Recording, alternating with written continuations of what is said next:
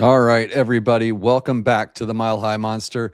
Just when you thought it was going to be a slow news day, we get hit with some huge news today. And of course, I'm talking about the Mile High Monster just hit 2,000 subscribers. I literally woke up to this news this morning. So I just wanted to take a second before I get into the Davis Webb announcement. Thank you, everyone, for your subscription to the show. I can't tell you how much I appreciate it. Really love having you all here and love sharing these shows with you. Let's keep it going. If you're new to the channel, like and subscribe. It means the world to me, and I do try and shout everybody out. And if you are in here watching, get in the comments because I want to hear your thoughts on the big news of the day. Of course, I'm talking about the Denver Broncos have finally announced that Davis Webb will be our offensive coordinator this year. And also, something we were not talking about, Logan Kilgore will take over the QB coach position. Now, these are huge moves. Interesting for Sean Payton. I know he was poking around a little bit, and a lot of people think that maybe Sean was looking around at other names because he wasn't sure about Davis Webb. I can promise you that was not the case. It was that Davis Webb was actually in the running for some head coaching positions. This guy has made quite the name for himself. We'll do a little history on him and break down him. I did want to show you this tweet from Palmer. Davis Webb impressed during his head coaching interviews to the point that some in the interview process came away fully believing at just 31 he's ready to be a head coach. This is not just solely one team. This is what we were hearing all over the league about Davis. He's an impressive guy. He's got a great head on his shoulders. Lucky for us, though, he also has a wonderful relationship with Bo Nix.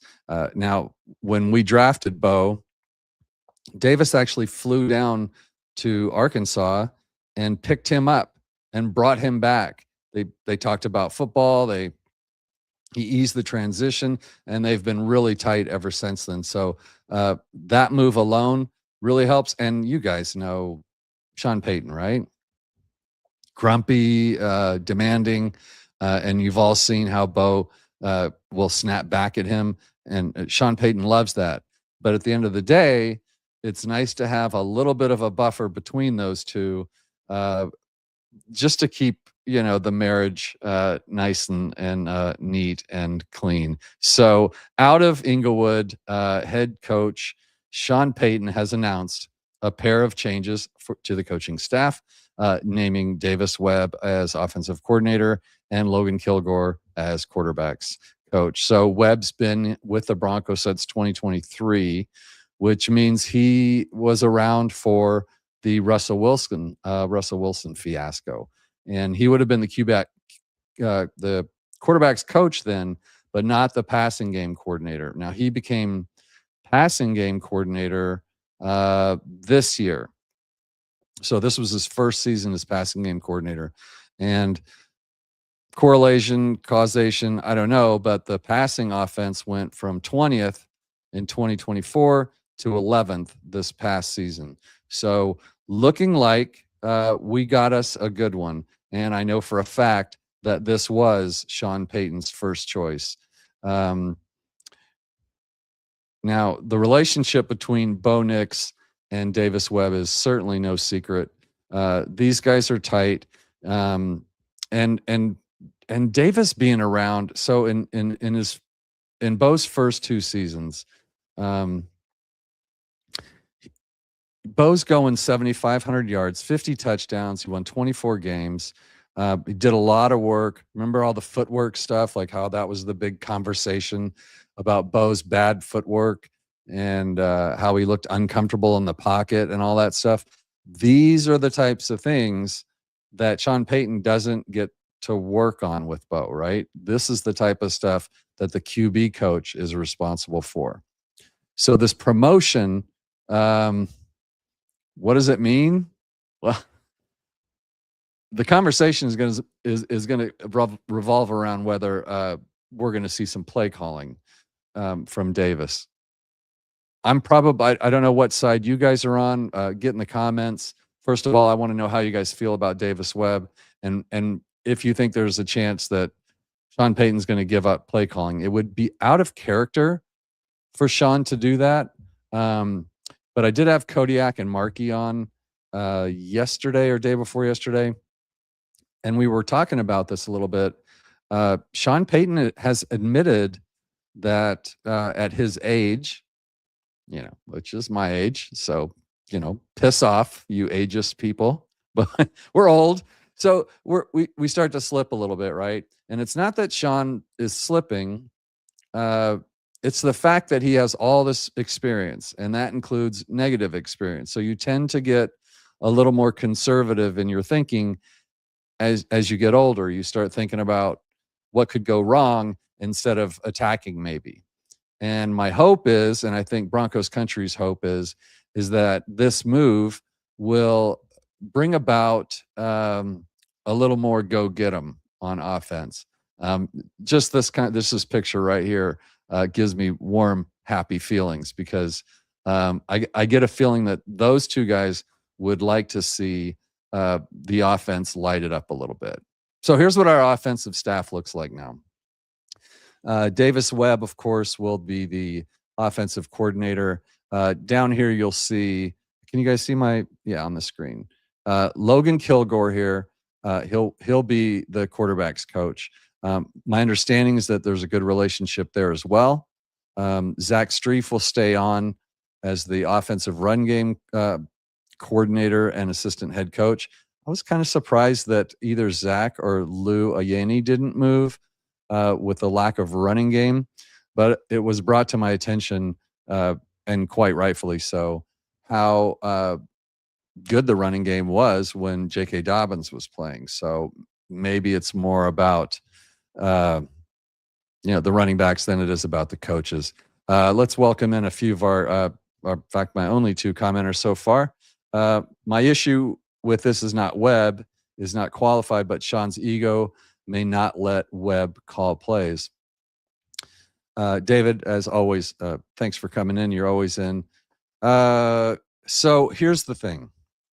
I like that, and I feel the same way, but I also we have such a limited, experience with Davis calling plays. He has called plays for one game, and that was amazing because that was the Arizona preseason game where Sean kind of let Davis do whatever he wanted. And I want to throw some numbers at you guys here real quick. I want to get the team stats first because this is incredible. The Broncos put up 562 yards of offense in a preseason game where normally you're just not doing your your best stuff, and Davis was just letting them go and lighting them up. And by the way, that was not Bo Nix in that game. That was Jared Stidham, and I believe it was Ellinger. It sure was Sam Ellinger or Ellinger, however that's pronounced. But listen to these numbers: 26 of 23, 240 yards, 2 touchdowns for Stiddy, and Sam went 14 of 16 for 162 yards. So if you watch that game and you remember it, it looked like a different offense. It looked like the offense was having fun out there and making a lot of plays. And I saw this earlier and I wanted to point this out to you guys. Now, these are receiving numbers, okay? Let me get this off the screen we're not dwelling on the wrong thing here. You get my ugly mug up here. Listen to these numbers. Now, these are receiving numbers, okay? These are from the receivers. In that game, these are their longest receptions, okay? Pat Bryant, 29 yards. Franklin, 27 yards. Evan Ingram. Does anybody remember Evan Ingram? We actually used him in this game. 58 yards. Michael Bandy had 28 yards. Somebody named Caden Prescorn had a 21-yarder. Oh, he was the tight end that we kind of liked that didn't quite make the team, if I remember right. Courtney Jackson had a 18. Blake Watson had a 17. I mean, the average depth of target or the average was over 10 yards for the quarterbacks. I don't have that stat in front of me, but I know I saw that somewhere. And comparatively to the 6 and 7 yards, we were not playing a dink and dunk type offense. It was very different. So I guess I'm kind of interested to see what would happen if Sean did this. I still, knowing Sean, maybe have my doubts. I'd like to hear what you guys think of that. Look, says Army Rat 74. Now, Army Rat, are you an Army brat or were you in the Army? 74. Two very different things because I am both an Army brat and an Army rat. He says, I'm hoping a young offensive coach will take our offense to the defense's level. Yeah, exactly. So the second or third ranked defense in the league paired with a mid-tier and in some cases a top 10, 12. I would say we're probably like a 13th offense. When you put all the nerdy stats together, you can find whatever you want. But it's a good offense. Sean, again, like I said before, tends to get he turtles, right? If you've been watching the show, when you turtle, you go into your shell. Like we've got our lead, let's protect the lead. I like 27-7. I like to blow people out. I don't like to give them any hope. So hopefully that influence is going to be there. I believe. I agree with what you're saying. I think we're going to see that influence from Davis. He doesn't seem like somebody that's going to be scared. We'll get a little bit of his background too. I think that might shed some light on that. Here's a new name. Wes Harris, saw this a mile away. Congrats to you. No, I do know that. So I thank you. I had that sent to me today by a couple people. And yeah, now I'm just like, I'm on a high. So 2,000 subs in 1 year. Super happy about that. Let's get into Davis Webb a little bit, though. I do have some stuff on him here. So Davis played at Texas Tech, and he was a quarterback, of course. And as a true freshman, he set some Big 12 records in passing and touchdowns. He was a pretty aggressive player. He had some 400-yard games. He was named MVP of the Holiday Bowl. And then in 2014, so this is Texas Tech, you have to remember who they got, which was Patrick Mahomes. And when you have Patrick Mahomes, as much as we don't particularly like him here, at least in the Carmelini studios, we can appreciate that that's a tough guy to beat out.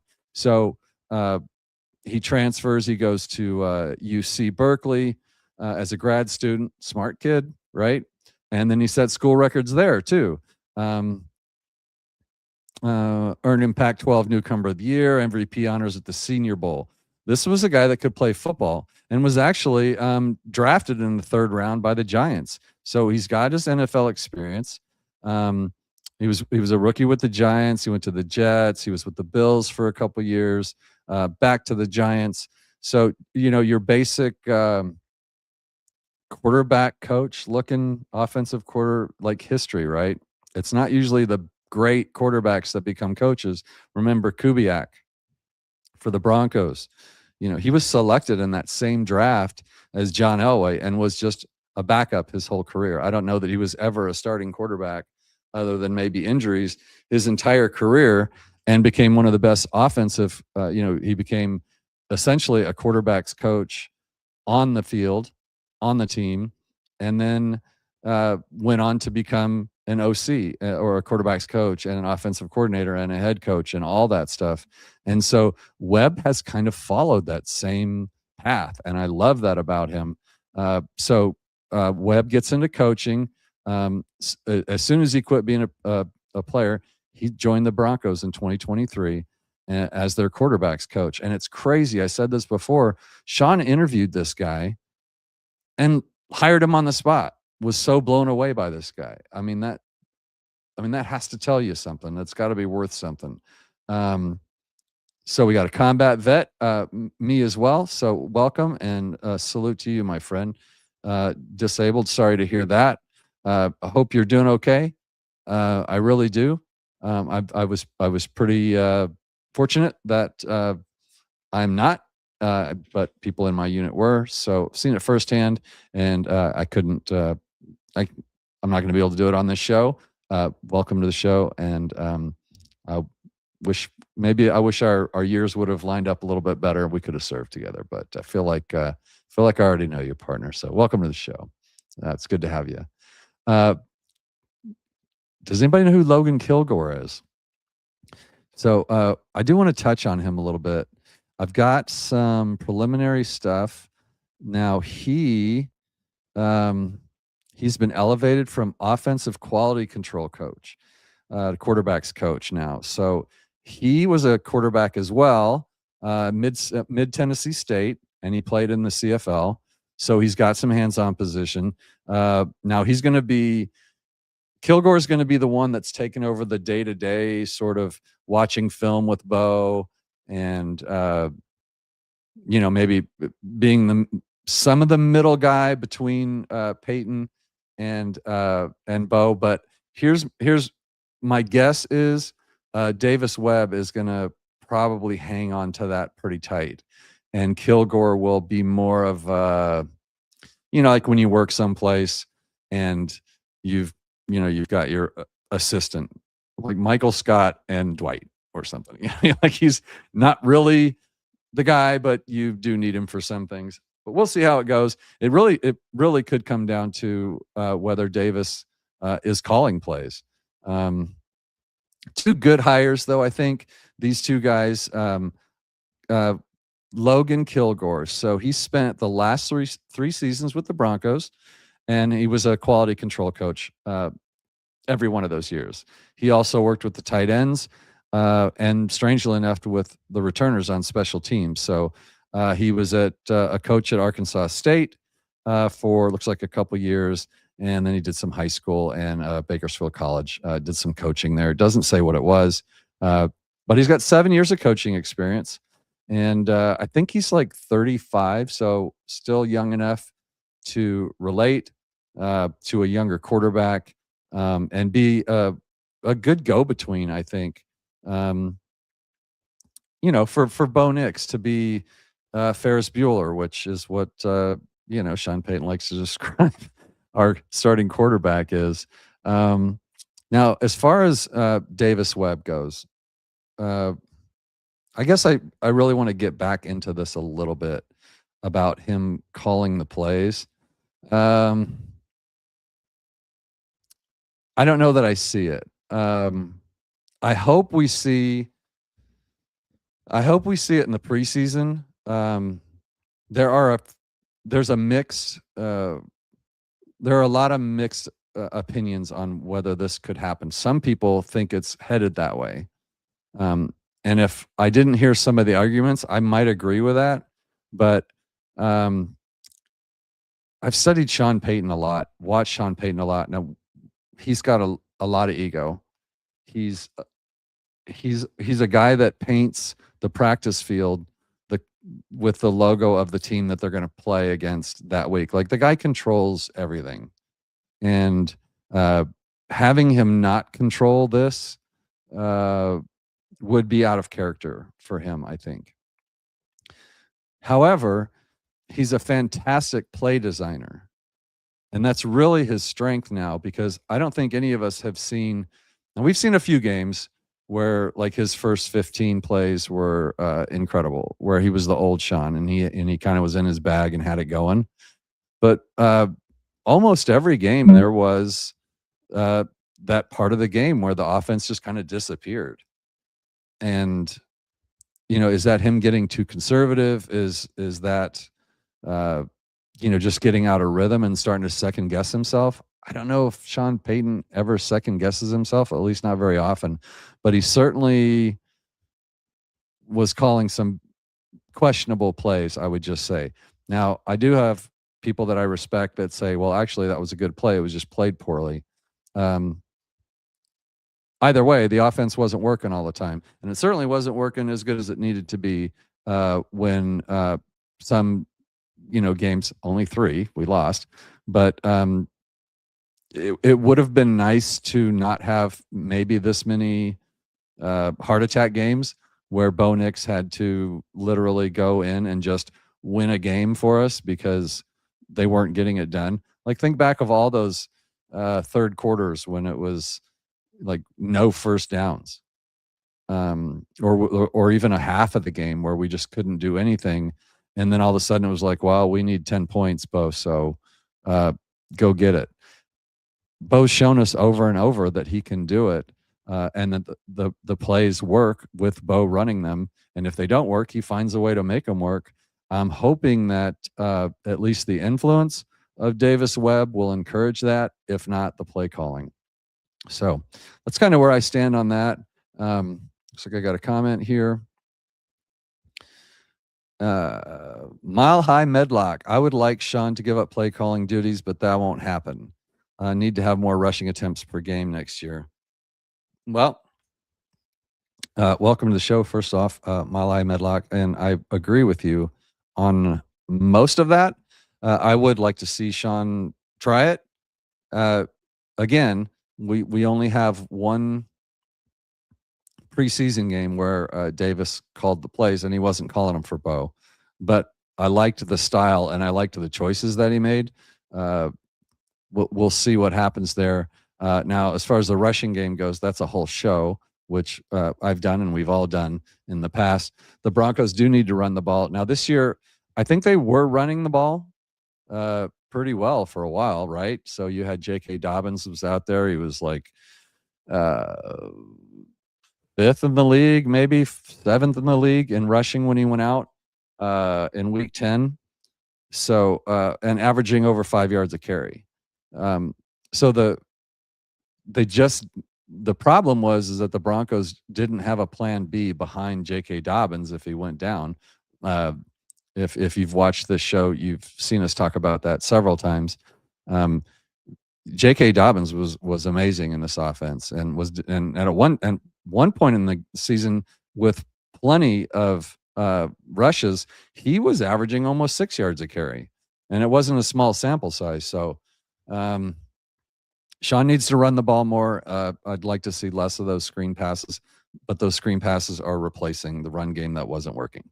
So after the bye week, Mile High, what you saw was RJ Harvey, who we love here at Mile High Monsters, and Jaleel McLaughlin. Those two guys kind of weren't getting it done in the down-to-down run game. And so I think Sean just didn't trust it and got away from it. Probably something he will look back and study. And it's hard, guys, because when you win 14 games, when you go 14-3, and you're a broken ankle away from the Super Bowl, in my belief, you can't look at yourself too harshly, but maybe that would have made a difference in a couple of those games. It could have made them easier, and maybe it would have won us one of the 3 games we lost, or 2. But 2 of those games were in the first 3 weeks, and then we didn't lose a game until the Jaguars game almost at the end of the season. So, we know we need a run game here. We need to help Bo. We also need to recognize that we have tight ends running routes, and we need to hit those. I mean, we're going to do shows all off season about the things we need to do. But right now, we've got a brand new, shiny offensive coordinator that we're all very excited about. I guess we should probably actually touch on this. Like, will this change the draft a little bit now? I know that free agency, we've got our eyes on some big players, and we've got the money to do it. But about the draft, so what if we bring J.K. back, coming off a Liz Frank fracture in his foot? We have to draft a big back behind him, and Davis Webb he's gonna know that. Davis Webb is going to be asking for, as much as he likes Cortland Sutton, and as much as we like Pat Bryant and Marvin Mims and Troy Franklin. It's a good room. And you've heard Sean say that he likes the room, and the team says they like the room, and I believe they do like that room. But it doesn't mean it's not missing a piece. That room is missing um, a true number one receiver, and I'm as big a Cortland Sutton fan as there is in Mile High media. Trust me, I've seen hate go out to him. I happen to love the guy, but nobody's game planning around Cortland Sutton, and I think that's one thing that this offense needs. That Bo needs somebody that needs to be double teamed, somebody that can open up some of the field for something else. Also, would like to see Davis Webb point out the fact that every time Evan Ingram touched the ball, he did something really good with it, but they never looked his way. Like there just weren't enough play calls for that. But as far as the draft goes, he's going to have a voice now. So he may have had some voice before, but I think as offensive coordinator, you're going to have to get with the scouts. You're going to have to look at what your offense is missing and what pieces there are. So this is a big boy job. Sean Payton is running an entire team, and he's got to tell Vance Joseph what to do and Davis Webb what to do, and special teams, and he's got to look at a little bit of everything. So he's going to have to depend on Webb, to tell him what he needs. If he's going to cook the dinner, he should have a little bit of say in the ingredients. I forget which coach that was. It was a New York Giant coach. I can't think of his name right now, but it's the one with the foot fetish or what. I can't remember. So again, what does it mean? I think it's a good thing, guys, and I think this is the one we wanted. I saw somebody yesterday say, "Oh, well, gee, if we get Davis Webb, and he's that good, we're just going to lose him, to being a head coach." And my response to that is, we're not going to hire crappy coaches so they don't get hired away. If he's that good, that means this team maybe goes and wins the Super Bowl. And then if he gets poached after that or after 2 years, we'll see what the contract rates. I don't know if those numbers are out there yet. Be nice to see what kind of contract he got for how much and how long. Certainly the ownership group can afford to pay him whatever they want.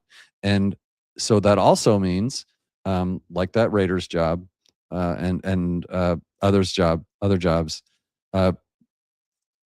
if if Webb is as smart as I think he is, imagine you're in this position, right? You just became an offensive coordinator. You're 31 years old. You know that some teams are like thinking about you as their first time head coach. Now, normally those positions, those head coaching positions, it's rarely going to be like what we saw this year with like Pittsburgh or Baltimore. It's usually like, or the Bills. It's normally like Cleveland, the Raiders, of course, who hire a coach every year. So yeah, you don't take that job.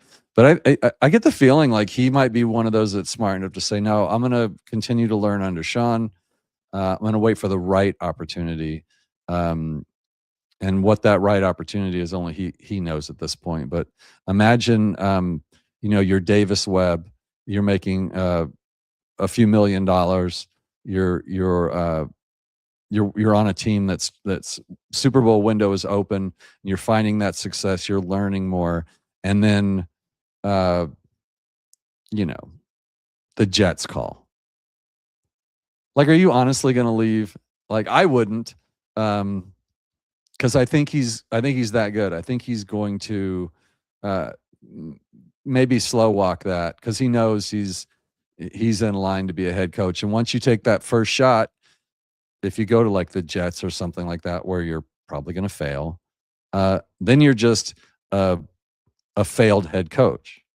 So I don't buy into that. If he's really good, we're going to lose him thing.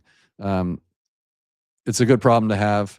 I think we probably chill out on that and just be happy with what we got. Brett Helber's my guy. If he gets poached after we make a deep postseason run, we're back to where we are now, but have something to show for it. Yeah, that's the thing, right? Especially if it's a Super Bowl. So we got to win one more game than we did last year. For me, like Brett, we need to win that, and darn well. Yeah, I don't what if on this show, but I'm honestly a 10-7 game in Denver without Bo Nix. If Bo Nix plays that game, I'm just saying maybe it was a different game. Just saying we might be talking about the Super Bowl instead of what changes we're making right here. But was never a big fan of Joe Lombardi. I know he was with Payton for years. So I'm happy about this move. It looks like Broncos country's pretty happy about this move. And okay, so he's with me. Of course you're with me because you're my guy. It seems like the right move for this time. It's kind of like this team needs a few small tweaks. We've got a lot of money in the bank. We've got a lot of cap room. I don't think we need a whole lot more coaching moves. I was a little interested. I wasn't surprised that VJ didn't get a head coaching job, although for a long time everybody was saying he was a shoo-in for Arizona. And I didn't have any information on that, but the guys I talked to were like, of course he's still well regarded, and it's the kind of stuff you hear. Just so you know, a lot of the stuff comes from people's agents, and so of course they're going to say that. But I didn't think VJ was going to leave, and when Jim Leonard left, it was over. So, Mile High back in. Even if we had Dobbins, yeah, that was when it's funny you say that because I said the same thing when I knew that Bo was out. And I forget who I was on the show with. That might have been the Let's Talk Broncos one or the one I do with David. But we were talking about that very thing, and it was like I still predicted the Broncos were going to win that game because Dobbins was back, and then all of a sudden he wasn't back. And man, I'll tell you what, I kind of knew what that meant. That it was going to be really tough sledding for poor Stiddy. Guy hadn't played a game in 2 years. And then he's playing the AFC Championship game. That's just a tough position to be put in. But Davis Webb would not have probably made the difference in that game. We'll try and see what he does this season. I'm with you. I'm losing my voice now. Was it cold at that game? Nobody expected that blizzard, man, but it came, and then the whole game changed after that. Just imagine. Here's what I think would have happened. Bo Nix would have gone back, to the bench and said, "Change my cleats, something I can run with," and then he would have just taken over that game and just run with it, because that was the perfect game for him to just go off. Like, what are you saving yourself for? It's the AFC Championship game. Go out there and make a play. And again, I said it before. The guy did it every single time we asked him to. Find a game where we asked Bo to go out and win it, and he didn't. It's not the Jaguars game because we weren't in that game. Earlier in the season with the Colts and the Chargers, he did what we needed him to do. He got us the lead and or in position to win the game, and then we had the leverage call, which lost us the one game, and then Justin Herbert made plays and kicked a field goal with no time on the clock. So Bo didn't have a chance to go back and win that one, but he'd already gotten us in position to win it. So, it's a heartbreaker. It is what it is. There's no going back, but we've got a great quarterback now. We have his really good buddy and apparently really sharp offensive mind as his offensive coordinator. So do we build around Bo in the offseason? We're going to get into that. Over the next few months, how are we building around Bo? What are we going to do to shore up a few spots on the defense? There's just a million questions out there, but it's a pretty good position we're in coming off the kind of season that we just had. So thank you to all of you guys in the chat. Welcome aboard, I guess. Davis Webb, who was already aboard, but congratulations on the new position. I got a good feeling about it. It's the one we all wanted anyway, right? We don't want outsiders. We're Broncos. We want Broncos back in. And keep coming back. This is becoming a destination place. Can't wait for free agency. I got a feeling you're going to see some big moves here, and we'll be talking about that soon. So thank you again to all of you who have subscribed. Again, it was great waking up to the 2,000 subscriber message, and actually Brett messaged me on that too. So thanks again for watching the Mile High Monster. I'll be back with anything that comes up. If not, probably see you Thursday with David Talks Broncos. Till then though, go Broncos. Hang in there. More good stuff is coming. I promise.